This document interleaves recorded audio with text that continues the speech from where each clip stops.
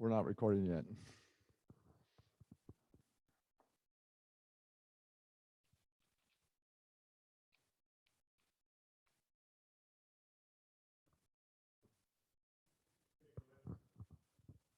Good morning, everybody, and welcome to Unity Church of Port Townsend, Spirituality, Open Hearts and Open Minds. We welcome you this Sunday, either here in the sanctuary. It's nice to see smiling faces behind those masks, as well as out in Zoom land. So today we have a special treat. Reverend Tom is going to give us the message and lead us in meditation. Reverend Pam is off on a sabbatical. I think she's in Sedona. I don't know why she always chooses nice, warm, sunny spots for her sabbaticals, but anyway, she's off. She'll be back next week with us. So we're in for a treat, I think, today. So as we settle in, let us together say who and what we truly are. Together, we are an authentic, transformative, spiritual community centered in God. We co-create a world that works for all.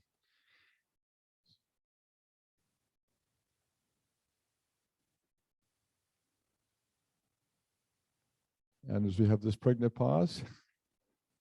Come light, light of God, create light to creation, enlighten your hearts and remain with your world. Come light, light of God, give light to creation, enlighten our hearts and remain with your word. So as we light the Christ candle here in the sanctuary, back at home, don't forget to light the Christ candle that lives within each one of us. That's what we're really all about, is lighting that candle, keeping it lit, and letting it shine. So with that, why don't we come home?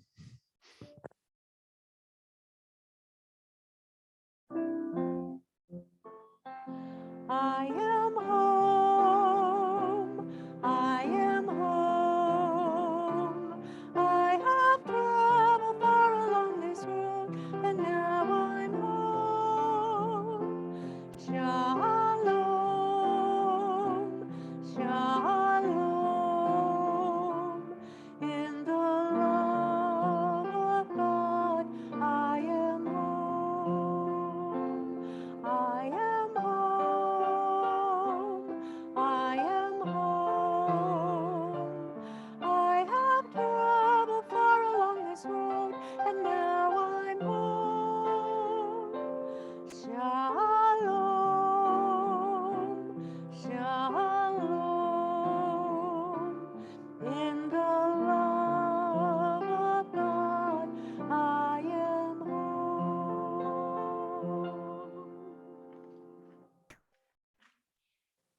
And in tune with Thanksgiving, we're going to sing I Am Blessed. And I encourage you on each verse to think of the many blessings in your life. I am blessed. I am blessed. Every day of my life, I am blessed, blessed, blessed, blessed, blessed. When I wake up in the morning or lay my head to rest, I am blessed. I am blessed. I am blessed. I am blessed. Every day of my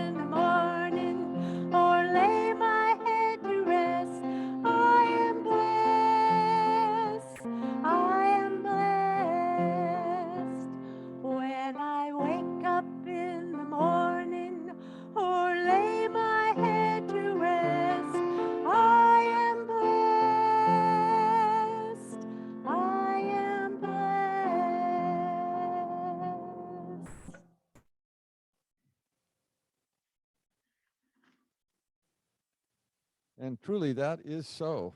Here we are on the eve of Thanksgiving, stepping into the holiday season. And we take a moment on Thursday to really look at our blessings. But, it's kind of more than that. And this morning I woke up, and I had this thing last night. I don't know when it showed up, but this morning I got up and I was thinking about what it was I was going to do before we do the daily word. And it was about Thanksgiving. And it's our annual time we get together as family and friends and appreciate all the things that have gone on in our lives, all the abundance that we have. We come to table with family and friends and have a big meal. But what if we did this thing daily?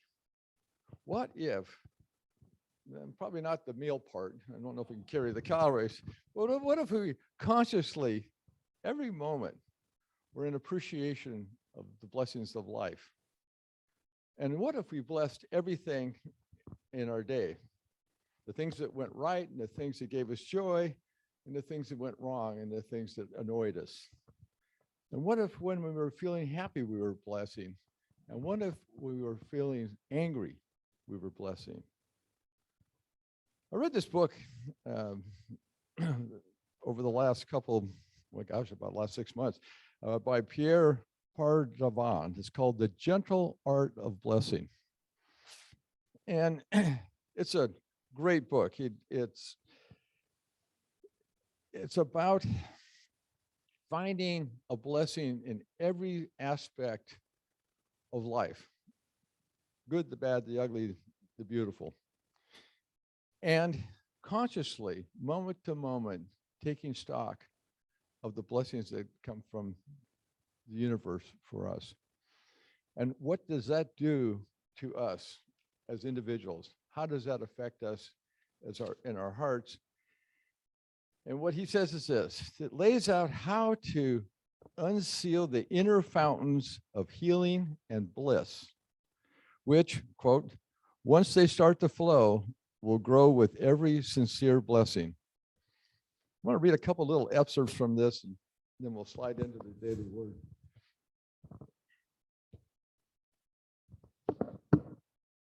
My apologies to Tom Server, who's listening and says, if you don't hold that mic up to your mouth, I can't hear you. So Tom, here we go. So he says this: to bless means to wish unconditionally from the deepest chambers of your heart, unrestricted good for others and events.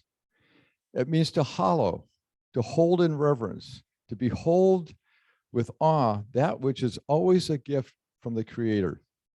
To bless is to invoke divine care upon, to speak or think gratefully for, to confer happiness upon.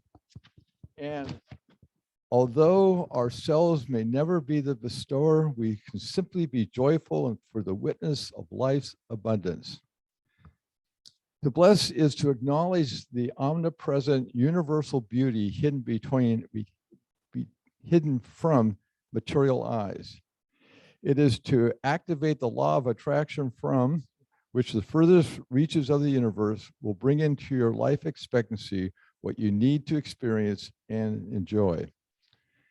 And then finally, to bless is all without distinction is the ultimate form of giving, because those who you bless will never know from where came this sudden ray that bursts through the clouds of their skies, and you may rarely be the witness to the sunlight in their lives. So as I was thinking about, and I assume that all this came together not only because of Thanksgiving, but because of this book. So what if we took Thanksgiving and made it Thanks Living? And I thought that was really cool when I got up this morning. I thought, Thanksgiving, Thanks Living. Except that when I went up and Googled it, I'm not the only one that thought of this at all. I'm not even close. But so I must have heard it someplace along the line. So we be grateful, which is a feeling, feel gratitude. We give thanks, that's an action. But thanks living is being in a constant state of blessing for all that comes through. So the things that to make us consciously to feel, let's see, we give thanks in every circumstance, for it is God's will for us to be thankful. That's from 1 Thessalonians. So as we bless all things, as we turn into a life of thanks living, and from 1 Corinthians, by the grace of God, go I. So may this Thanksgiving be a chance to be thanks living on the day after and the day after and the day after. The daily word for the day is grace. Grace is my constant blessing. I discover grace all around me when I open my eyes, my mind, and my heart to its presence. Grace reminds me that God's love is active everywhere and at every moment. Grace can be a quiet whisper. It's in the love I hear in a voice from someone dear, and in the warmth and tenderness of a comforting touch. Grace is a heartfelt welcome. I just lost it. Grace is a heartfelt welcome I receive when invited into a friend's home. It is the bliss I feel when I know I truly belong.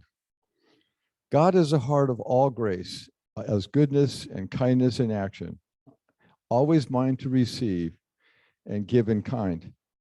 By growing awareness inspires me to share the activity of God generously by calling it into expression in me, through me, and as me.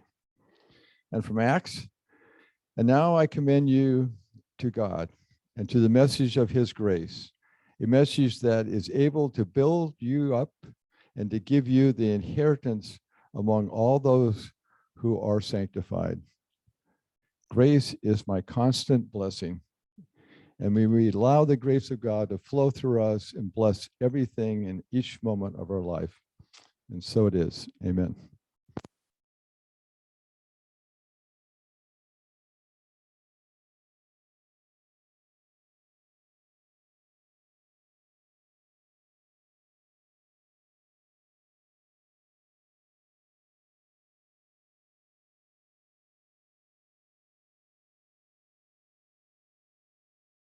How's this? This better?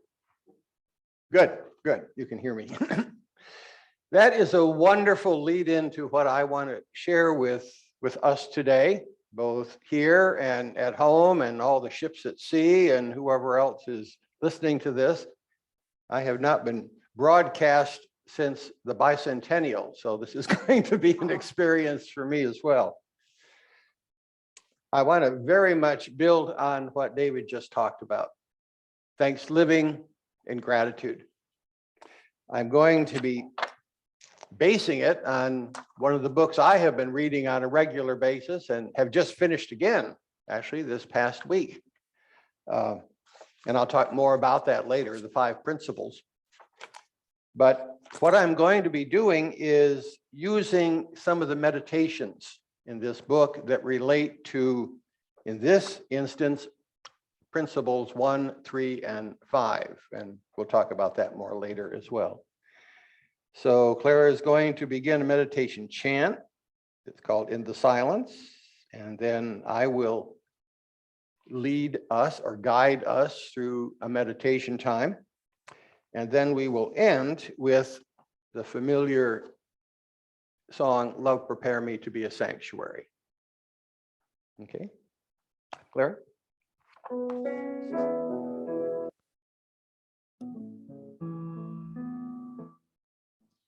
In the silence I can feel the love. In the silence I can rise above. In the silence I can hear the voice. In the silence I am whole. In the silence I can feel the love. In the silence I can rise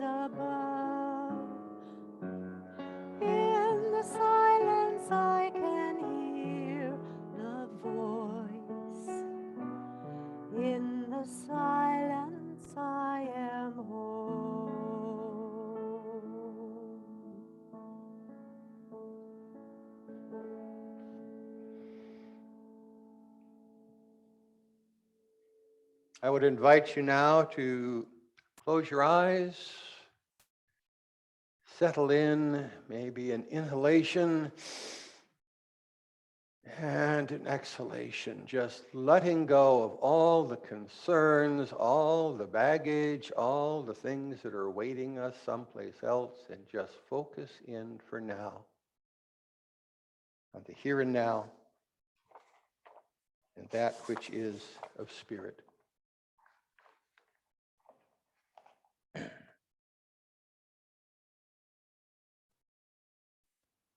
I enter into the stillness to align myself with the one mind,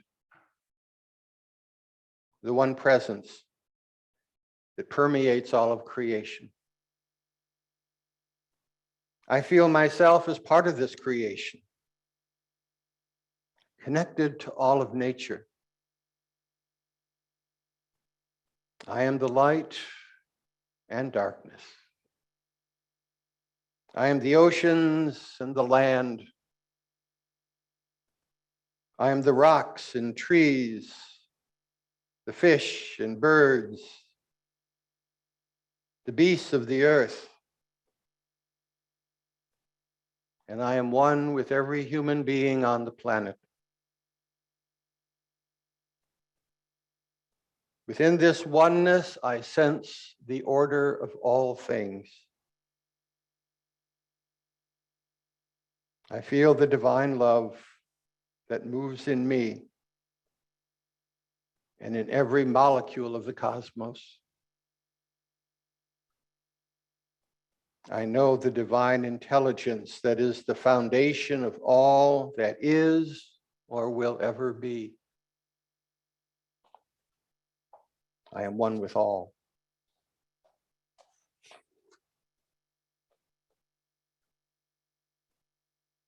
I am fully divine and fully human, just as Jesus was. I am on earth to express God as me, a part of the Spirit in its infinite variations. I am free and unlimited, the creator of my experience. What I believe comes to me. What I want is already mine. What I perceive becomes real. What I know is the playfulness and creativity that I recognize as God's image in me.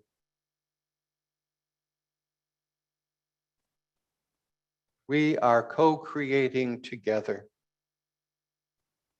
My life, this world, and all that is. I play a part. I have a role. And the universe would not be complete without me. The future is mine to design.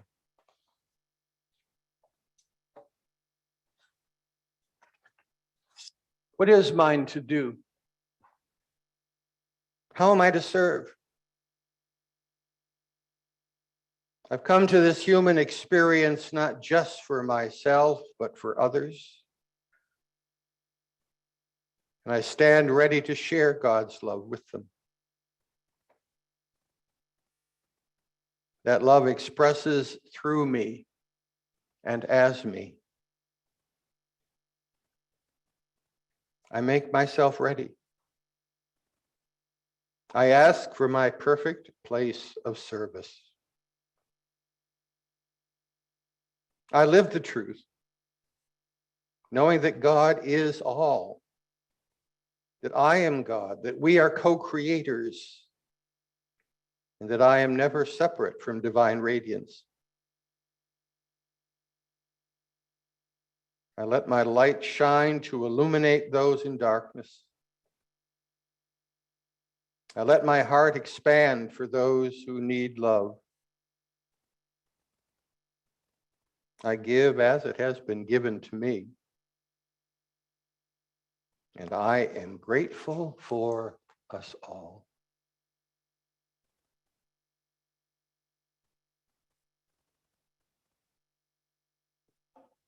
Take a moment now in silence or aloud to remember those for whom we have a particular concern or care today. May there be healing. May there be patience. May there be peace. May there be tenderness. May there be joy.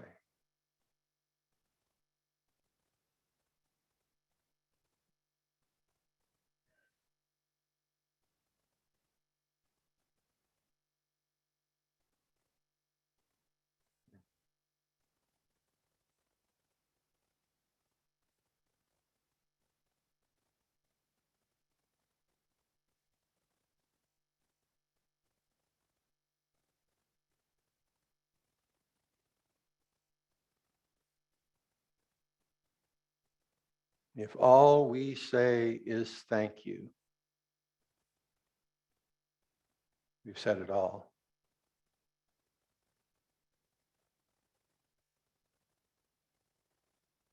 Let's move now into our song, Sanctuary.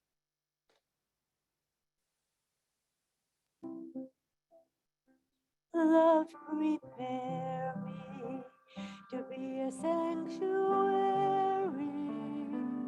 open hearted, tried and true.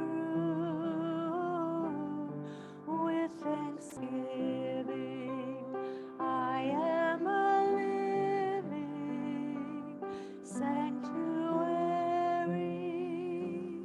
for you. Love, prepare me to be a sanctuary, open hearted, tried and true. With thanksgiving, I am a living sanctuary for you.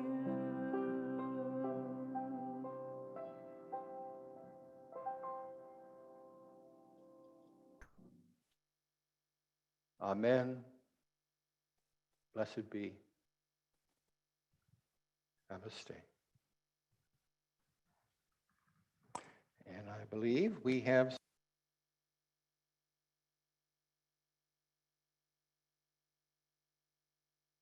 this techno stuff. I think we have some special music now, folks.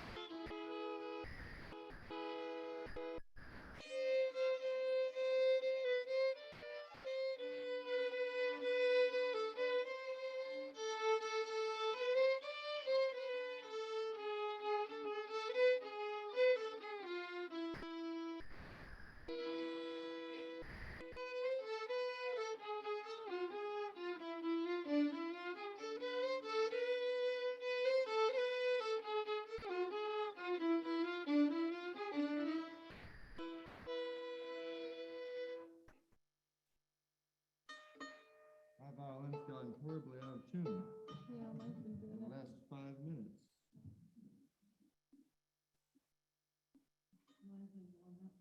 Oh, it does. Please hold.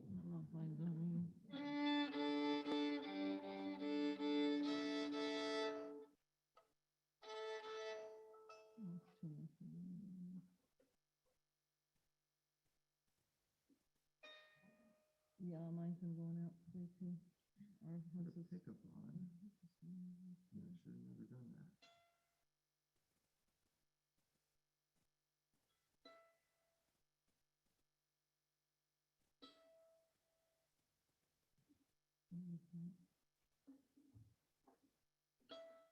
There you go.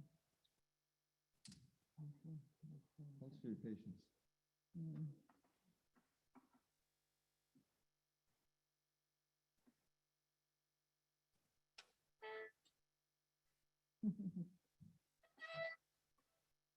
Yeah.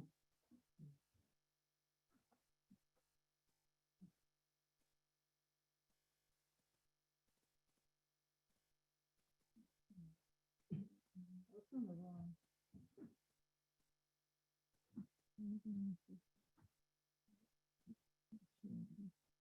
I'm sorry, Claire. We timed it and everything. You can play it really fast. Yeah, we're gonna play it really. Yep. That's fine.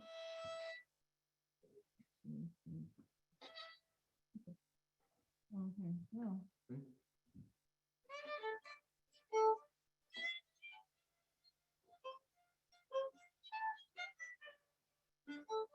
Okay.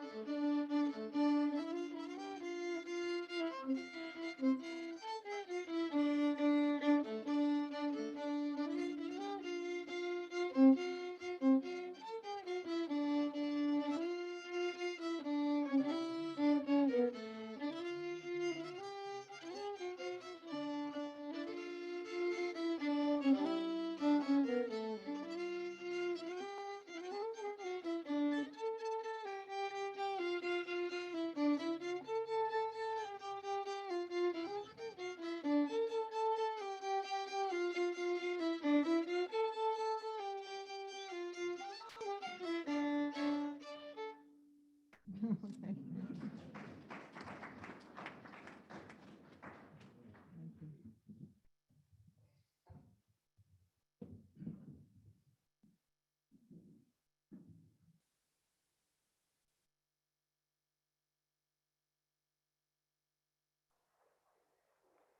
Coming apart here, just a second.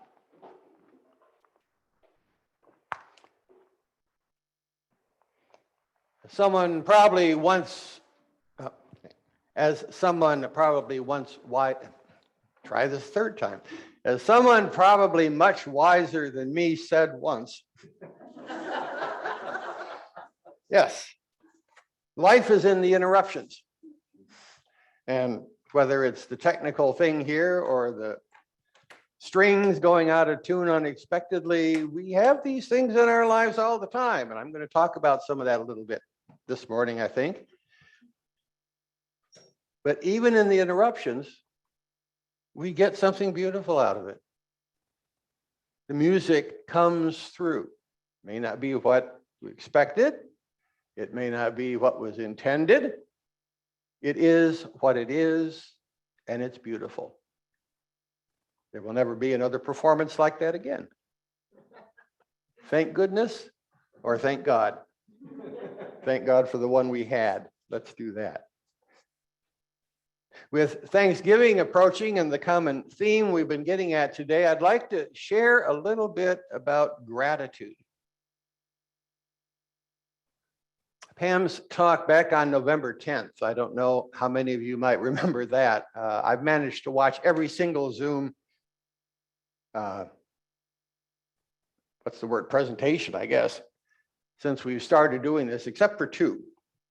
And so I have found I really get a lot out of this, and it's even nicer to be able to be here and see the 1, 2, 3, 4, 5, 6, 7, 8, 9, 10, 11, 12, about 15, 16 people in here. I had no idea until the camera started panning 2 weeks ago that we had that many folks here. That's wonderful. But on October 10th, Pam was talking about the ongoing series this year, which is called The Soul's Slow Ripening, and said that this is about how do we live our faith? Accept where you are, she said. Affirm the presence of God, Spirit therein. Adapt, i.e., don't be rigid, be flexible. If it needs to be tuned, stop and tune it. And find new ways. And last week, she spoke about the elements in this process. Trusting the flow through discernment and connection, using tools such as meditation. I would like to, last Sunday, when I heard David refer to Ellen Debenport's little book, The 5 Principles, A Guide to Practical Spirituality, I quietly rejoiced because 2 of the principles, number 3 and number 5, were to be the substance of my talk today. If you want to look on the back of your bulletin, we have all 5 listed. And you can see that number 3 is the creative power of thought is our divine inheritance. Through this, we co-create our lives and our world, and we seek to do it consciously and gracefully. And then 5, we are here to be the light for ourselves, others, and our world. We are eternal spiritual beings having an earthly experience for a divine reason.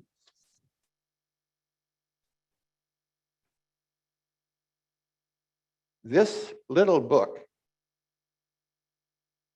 was very, very helpful to me in 2013 when I first came to Unity, along with a class in affirmative prayer.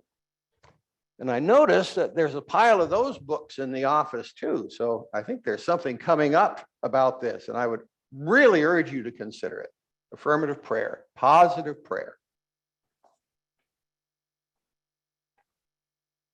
This little book, however, the Debenport book, even more than this one perhaps, and I'm really interested in the one that David flashed up this morning. This little book for me is an excellent summary of the basic approach Unity takes and how it is different and complements other forms of spirituality. There are several out in the library, out in the lobby. If you want to pick one up, it really, really, really is helpful. It's simple to understand, it's theologically astute, and really helps tie things together. Now, the overall topic today, as I said, is gratitude, which is quite simply for me to recognize my present blessings, appreciate them, and use them as solid ground for further growth in spirit. For cycle repeats, building on previous cycles.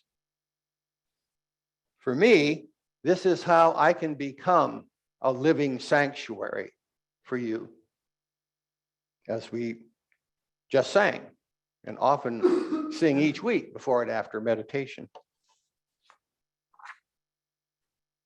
This morning, in anticipation of our holiday on Thursday, I want to try to build on these thoughts by sharing how this process has impacted me over the previous year, which admittedly has been the most challenging and rewarding period in my life, physically, emotionally, and spiritually.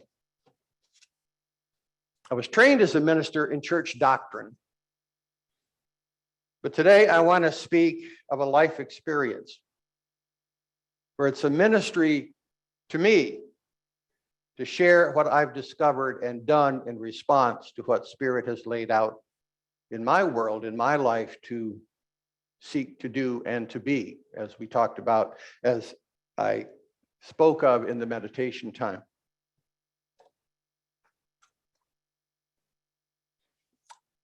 I'm going to focus on two Bible passages which we're defining in this process for me.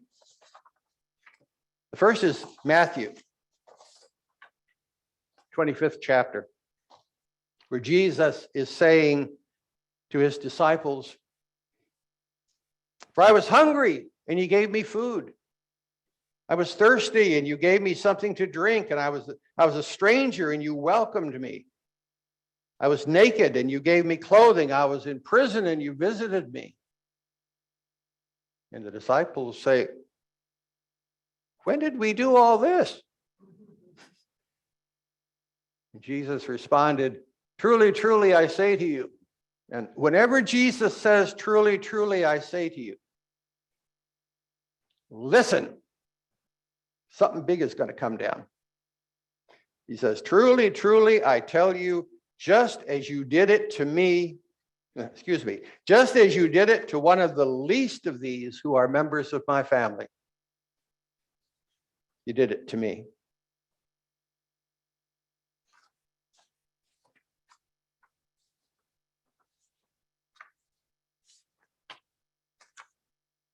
I have notes in there. And Eric Butterworth, who Pam talks about on a regular basis, as he wrote about prayer in a book called The Universe is Calling, described it this way: when you worry about a loved one,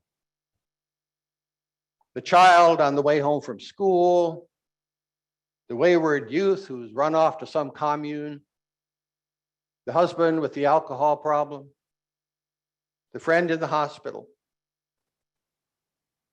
When you worry about these loved ones, you are putting the full weight of your consciousness on the side of their difficulty. You got to heal your concern. You must let go and release your loved one into God's care and keeping.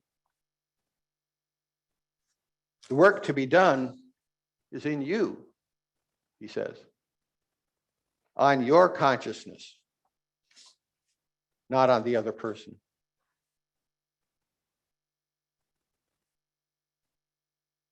What this community has taught me since I first visited here in 2013 is how, in my own ripening, do I live my faith.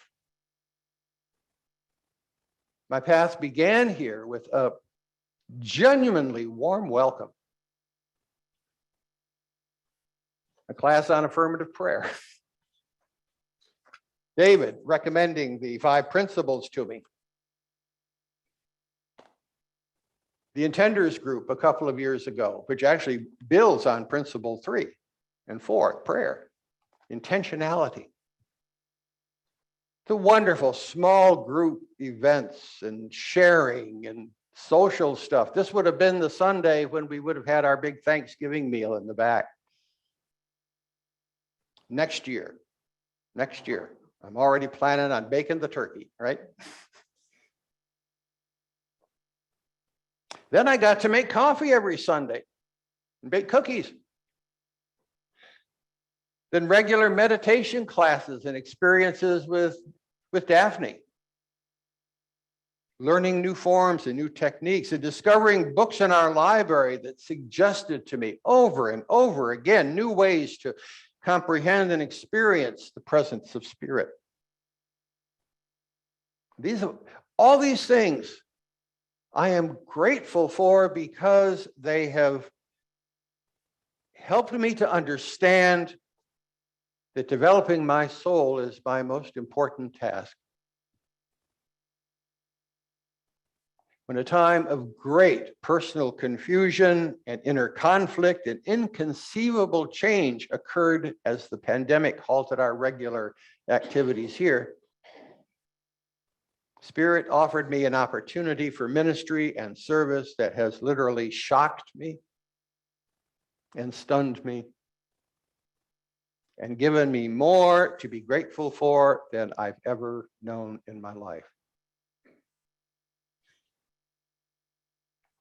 I've had a best friend since 2013 also. And in October of 2019, this person who has been a vegetarian since being a teenager, she's outdoors, she does all kinds of garden work, she does this, that, and the other thing. She is the epitome of healthfulness, was having a surgical procedure to unclog some arteries and had a stroke.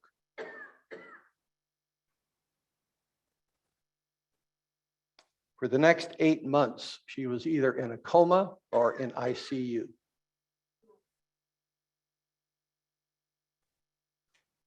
Thanksgiving 2 years ago, I tried to go and see her in a hospital down in Tacoma. I'd heard that's where she was.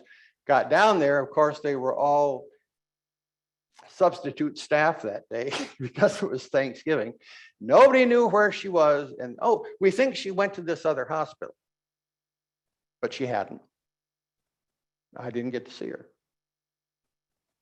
That's how it kept being. And then about April or May of last year, I heard that, well, okay, she's left the hospital. She's been put in hospice.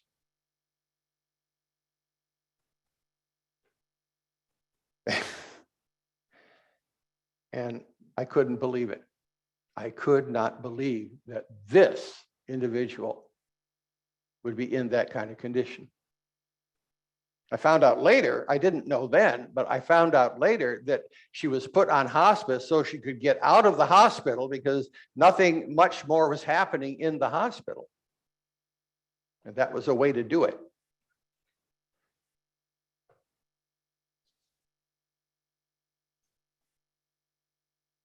After being in one place for a while with some caregivers, she was moved to a facility in Coupeville in August or September, I think it was, for 30 days. And the time was running out.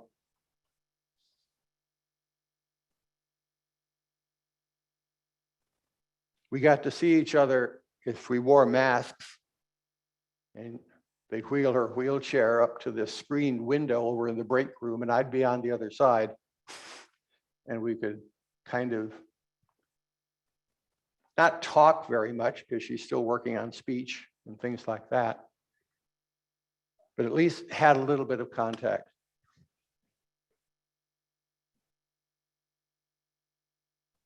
It was so frustrating. It was, I said, inconceivable to me that this kind of thing could happen. And I didn't know if I could do anything except pray, except be engaged in meditation, which I do on a daily basis anyways. And the way the prayer went was pretty much take this person lying in bed, wrap her and surround her in safety, in security, in protection. She is already fully healed. Let us be open to that reality.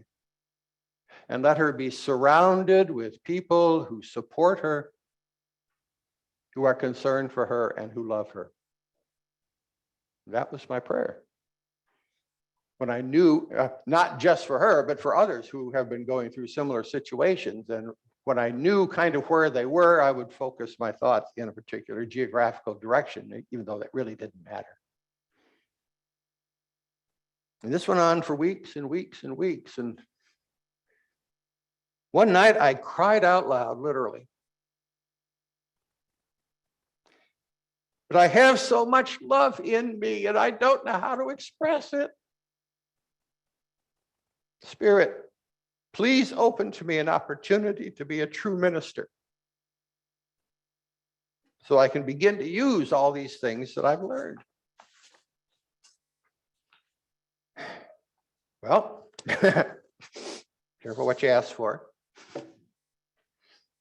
The facility in Coopville says, well, your time is up and we really can't keep you here any longer.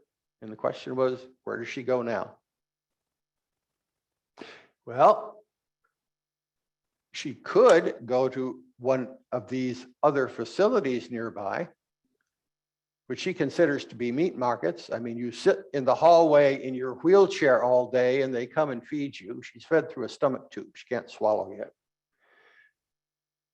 So you sit there and you're just there. The staff is overwhelmed. They're too busy.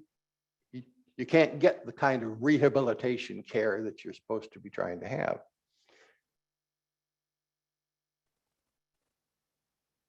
What do we do now? So I kept listening to Spirit. And Spirit said to me,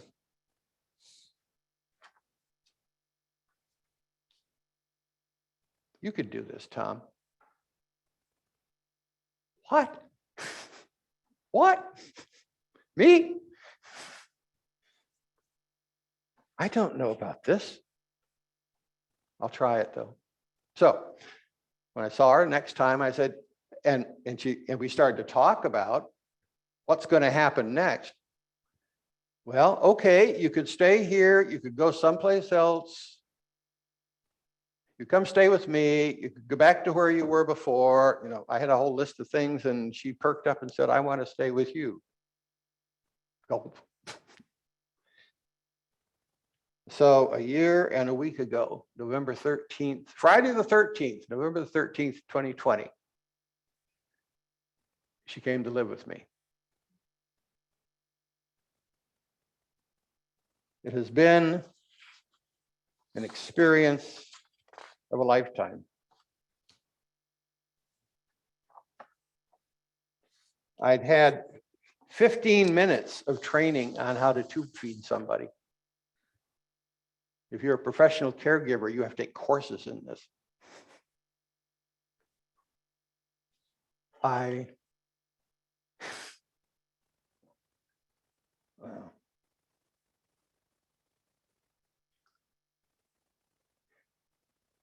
I was told, and I had one opportunity, we even got it on video, how to help her move from a bed to a wheelchair and from a wheelchair to the bathroom. Okay. All I had was one occasion to experience it, and off we went. And even the time there was an adventure. I got there Thursday night thinking, okay, here, we'll set everything up. We'll get everything ready. We'll make sure it's all locked down and all this. And then I'll go home and come over the next morning from Coopville. And you probably don't remember, there was really windy weather then. And I got back down to the Coopville ferry. Oh, we're closed down. You might wait around till 9:30 at night. You know, this is 3 o'clock in the afternoon. And there might be something. Well, I was more sanguine about that than they were. And so I tried to find a place to stay at the last minute. Oh, I also had a car where the battery had gone dead and I'd been recharging it. And I never knew whether the car was going to start. So I wound up spending the night someplace in Oak Harbor, were the only place I could find a motel. So I got up the next morning, no shower, no towels, nothing. just the clothes I had on, prayed that I could get the car to start and go across the street and get some gas. It started. Got down to the facility, we packed up, the car started. Drive down to the ferry, and they say, oh, it's still too windy. If you wait till 6, maybe there'll be something available. And the decision was made, no, we don't want to do that. So we'll have to get down further. So we went down to the end of Marrowstone Island and took the ferry across. And then we took another ferry, I think. And we were someplace out there. I'd never driven that area. Here's a woman who is sitting there. The plan was to leave Coopville at 3, get to the ferry. By 4 o'clock, we'd be at my house and we'd be all set. We got so lost. That's when I discovered that my smartphone had a GPS on it. I didn't know that until that point in time. Again, a miracle. We got home at 9 o'clock that night. That was the start of it. But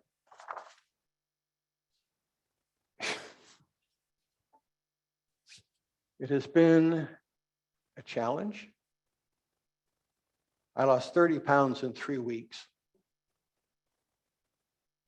I was at my high school weight, not college weight, high school weight.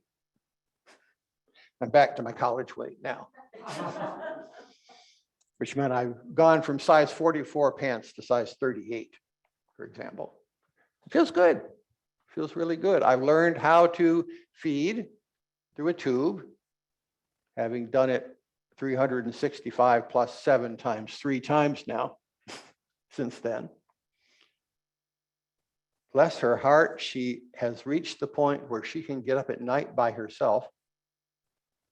So I can hear her if anything is needed, but I don't have to do 28 hours of work in 24 and get maybe 5 hours of sleep, which is what was happening if I could get 5 hours of sleep.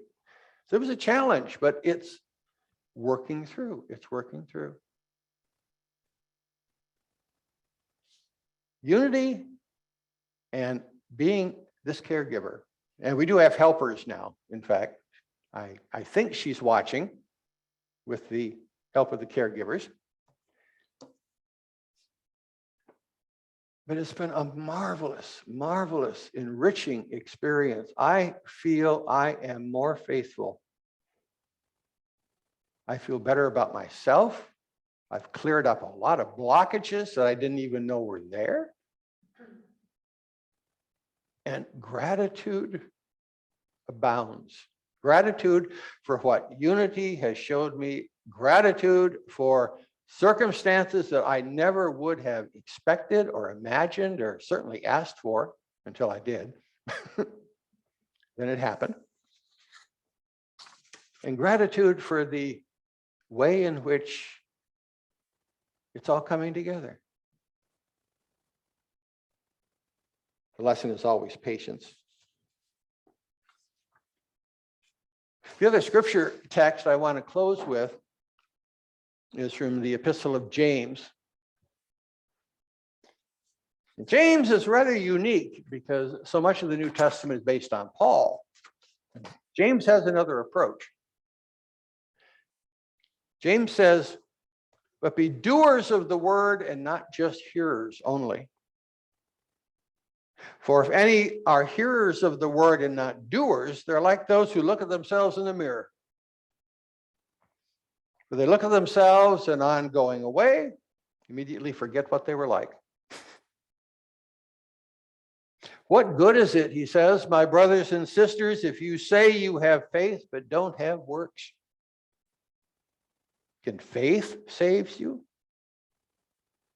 Suppose a brother or sister is naked and lacks daily food, and one of you says to them, bless you. Go in peace. Keep warm.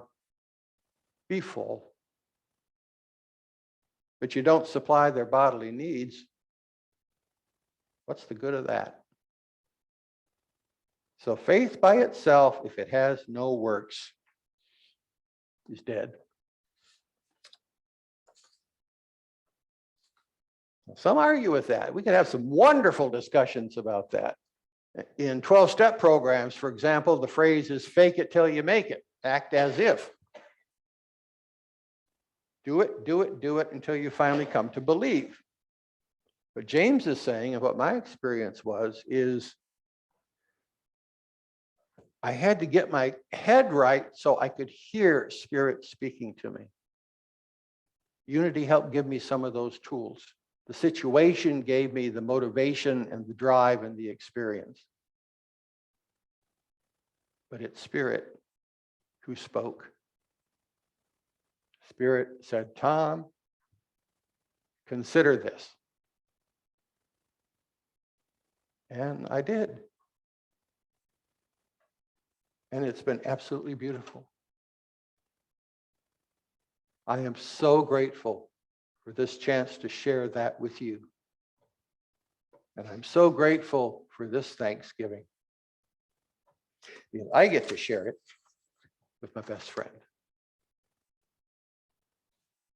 Amen. Okay, I guess we are going to sing.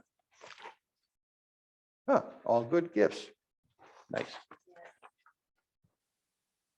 Long ways. I hope you recognize it and are willing to join in and sing along. I think you have the words.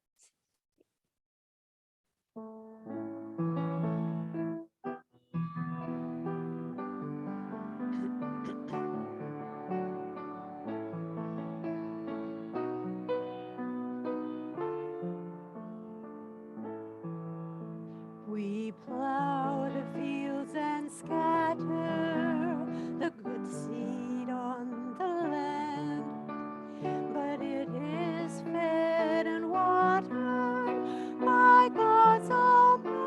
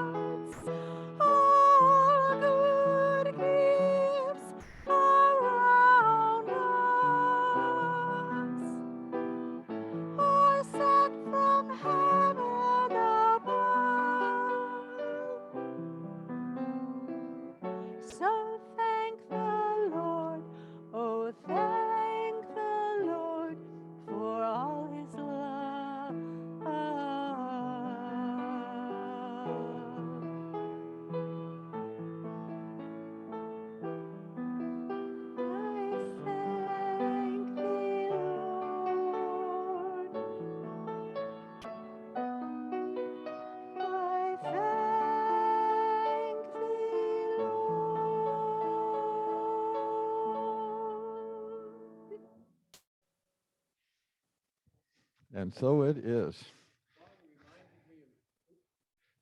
Turn it on. Song reminded me of one other thing I wanted to say, and that is those first weeks, I didn't even have time to cook. And when I was on the board, I was coordinating a program called TLC, where we offer help to folks who are in the hospital and coming, returning back and need rides and things like that. And so I took a deep breath and sent out a bulletin and said, could some folks send me some food maybe once in a while? And the response was awesome. The response was wonderful.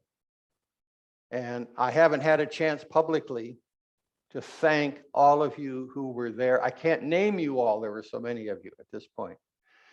But thank you, thank you, thank you. Your works helped as well. Well, Thomas,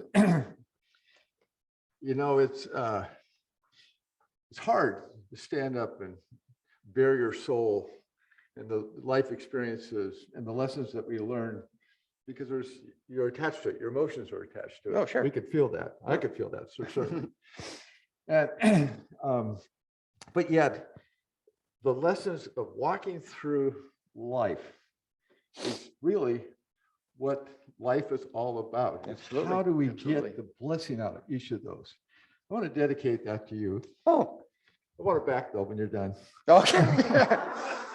Well, we're going to be reading it together. Okay. We've been doing that. Okay, So well, wonderful, because yeah, it just follows lessons for living your spirituality in everyday life. exactly. When I saw this morning, I said, couldn't be better.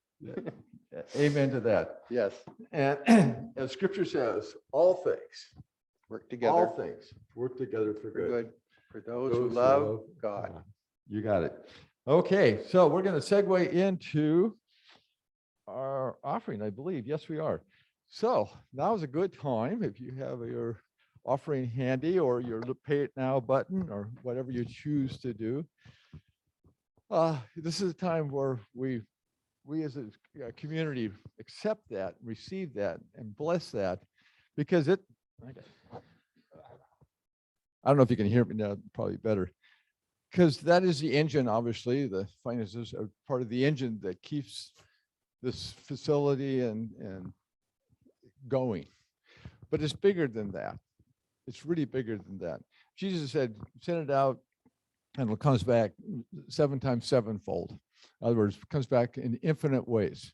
And that's what happens to every resource that comes through this building. It goes out and is sent out with great intention that each person may experience the divinity was within them and live their life to the fullest, gain something out of every moment. Find that spiritual principle or that whatever to make tomorrow just that much better. And know for sure that this universe is here to support us.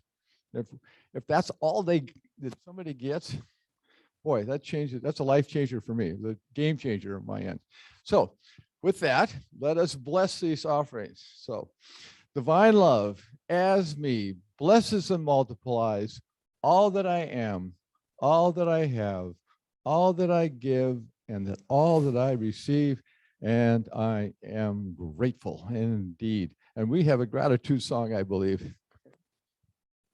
Oh, Mother God, flowing through our hearts, we give thanks for the bread of our lives, for the hands in the earth and the fruit of your womb. Oh, Mother God, blessed be. Oh, Mother God, blessed be. Oh, Mother God, flowing through our hearts,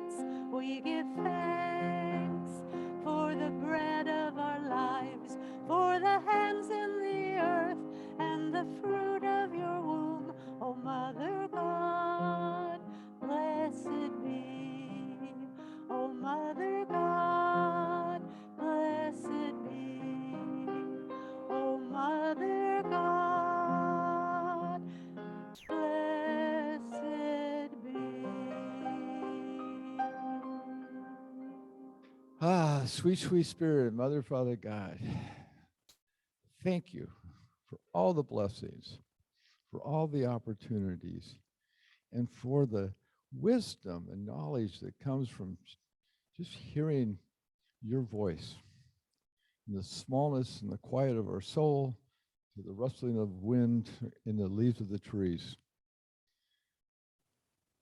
So as we go forward with Thanksgiving, a time that we set aside just for that purpose, let us remember where it all came from, where it all comes from, and where it will all come from in the future. So we thank you for the blessings of this moment and each moment. And we receive these gifts with great gratitude, send them forward, that each person may also feel that in their hearts.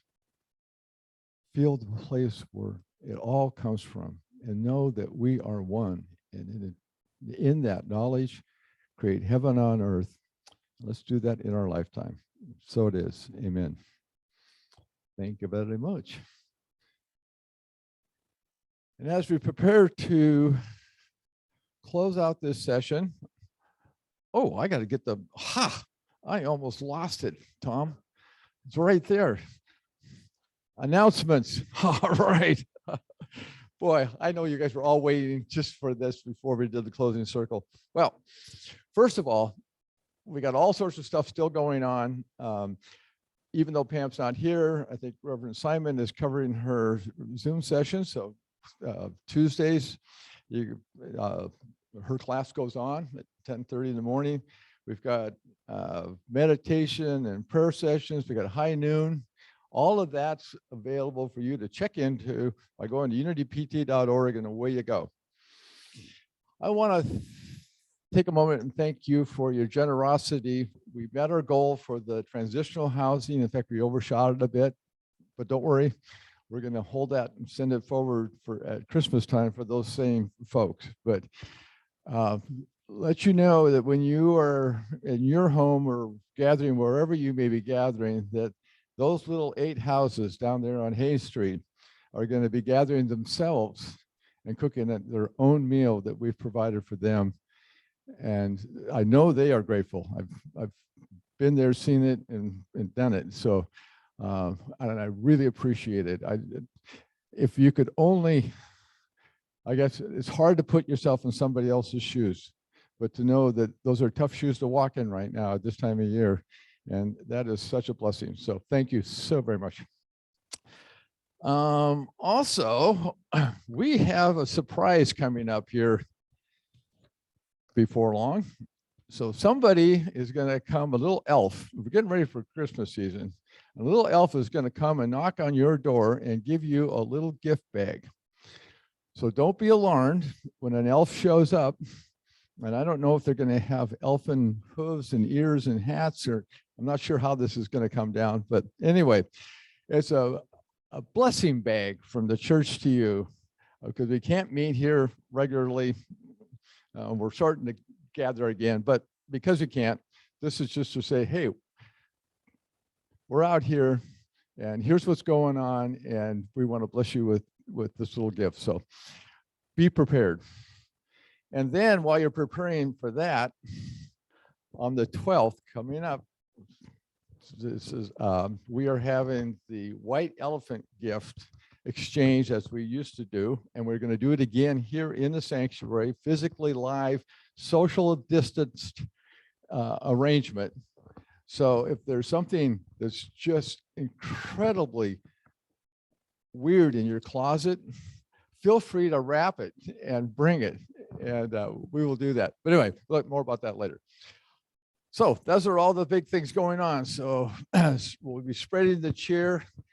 You all have a wonderful Thanksgiving, and let's have a thanks living next year. So with that, let's do. Yes, there is peace on earth. Yes, it begins with me. Yes, there is peace on earth, a peace that was meant to be with God as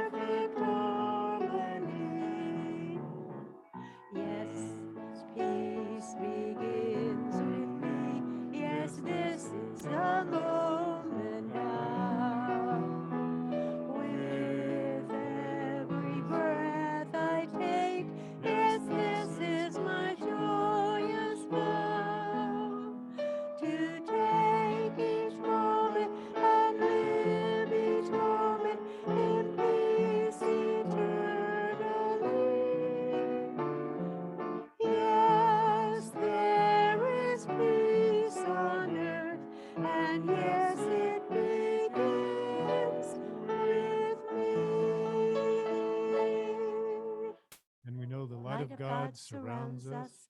The love of God enfolds us. The power of God protects us. The presence of God watches over us. Wherever we are, God is, and all is well. And as the love of God we embrace, and as the power of God we stand in truth, and as the presence of God we endeavor to express our divinity in all that we do. And let it be so.